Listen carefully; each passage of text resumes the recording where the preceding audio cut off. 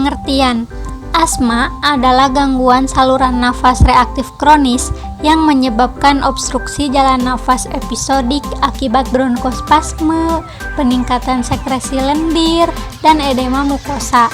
Ini adalah jenis penyakit paru obstruktif kronik atau PPOK, penyakit paru jangka panjang yang ditandai dengan peningkatan resistensi aliran udara.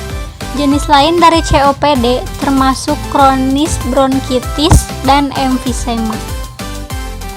Selanjutnya, yaitu etiologi atau penyebab asma.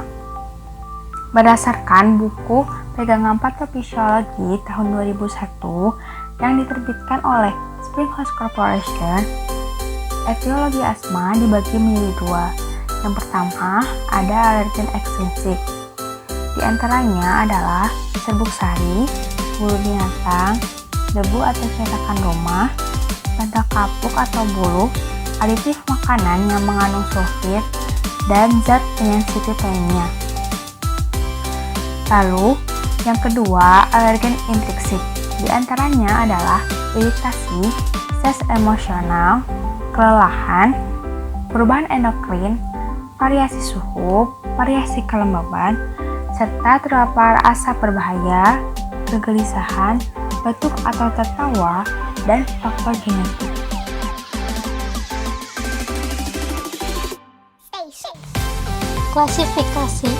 Klasifikasi asma sangat diperlukan karena berhubungan dengan tata laksana lanjutan atau jangka panjang. Global Initiative for Asthma atau GINA membagi asma menjadi 4 klasifikasi, yaitu asma intermin, asma persisten ringan, asma persisten sedang, dan asma persisten berat. Berbeda dengan GINA, Pedoman Nasional Asma Anak atau PNAA membagi asma menjadi 3, yaitu asma episodik ringan, asma episodik sedang, dan asma persisten. Kemudian ada gejala asma. Gejala asma sudah tidak asing lagi bagi penderita penyakit asma.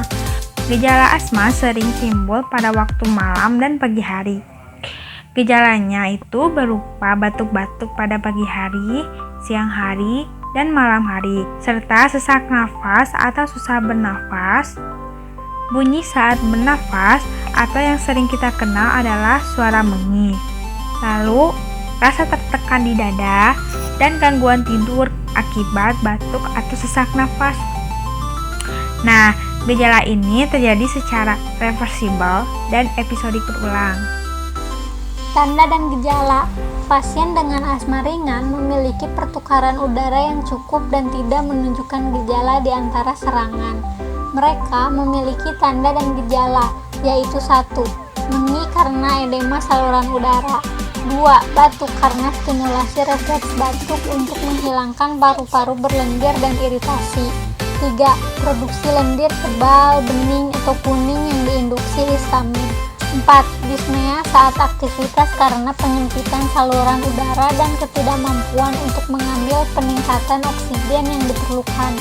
Yang kelima, olahraga.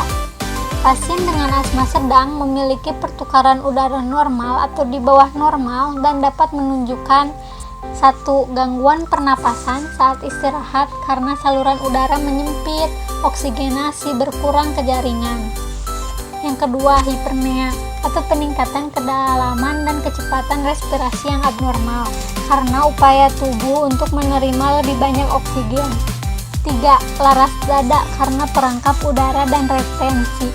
4. Bunyi nafas berkurang karena terperangkapnya udara. Pasien dengan asma parah memiliki tanda dan gejala terus-menerus yang meliputi 1. Ditandai gangguan pernafasan karena kegagalan mekanisme kompensasi dan penurunan tingkat oksigenasi. Yang kedua, mengih karena peningkatan edema dan peningkatan lendir di saluran udara bagian bawah. 3. Tidak ada suara nafas karena bronkokonstriksi dan edema yang parah. 4. Pulsus paradoksus lebih besar dari 10 mmHg. 5. Kontraksi dinding dada akibat penggunaan otot-otot aksesori. Atau fisiologi asma. Pada asma terjadi hiperesponsivitas saluran nafas dan bronkospasme. Ilustrasi ini menunjukkan perkembangannya serangan asma. Histamin menempel ke situs reseptor di bronkus yang lebih besar, menyebabkan pembengkakan otot polos. Zat anafilaksis yang bereaksi lambat menempel pada reseptor situs di bronkus yang lebih kecil dan menyebabkan pembengkakan otot polos. Zat anafilaksis juga menyebabkan prostaglandin melakukan perjalanan melalui aliran darah ke paru-paru, di mana mereka meningkatkan efek histamin. Histamin merangsang selaput lendir untuk mengeluarkan berlebihan lendir, semakin mempersempit lumen bronkial. Saat terhirup, lumen bronkial yang menyempit masih dapat sedikit mengembang. Namun, pada pernafasan, peningkatan tekanan intratorasik menutup bronkial lumen sepenuhnya. Lendir mengisi dasar paru-paru, menghambat ventilasi alveolar. Darah dihambat untuk alveoli di bagian lain paru-paru, tetapi masih belum bisa mengimbanginya, ventilasi berkurang. Hiperventilasi dipicu oleh reseptor paru-paru untuk meningkatkan volume paru-paru karena udara yang terperangkap dan penghalang. Tekanan gas intrapleural dan alveolar meningkat, menyebabkan penurunan perfusi alveoli. Peningkatan tekanan gas alveolar, menurunnya ventilasi, dan penurunan perfusi menghasilkan tidak merata atau rasio dan ketidakcocokan dalam paru-paru yang berbeda segmen. Hipoksia memicu hiperventilasi oleh stimulasi pusat pernafasan yang ada gilirannya menurunkan PaCO2 dan meningkatkan pH, menghasilkan alkalosis pernafasan. Ketika obstruksi saluran udara meningkat dalam keparahan, lebih banyak alveoli yang terpengaruh. Ventilasi dan perfusi tetap tidak memadai, dan retensi CO2 berkembang. Asidosis respiratorik dan pernapasan kegagalan terjadi. Pemeriksaan laboratorium meliputi 1. Pemeriksaan sputum, 2. Pemeriksaan darah.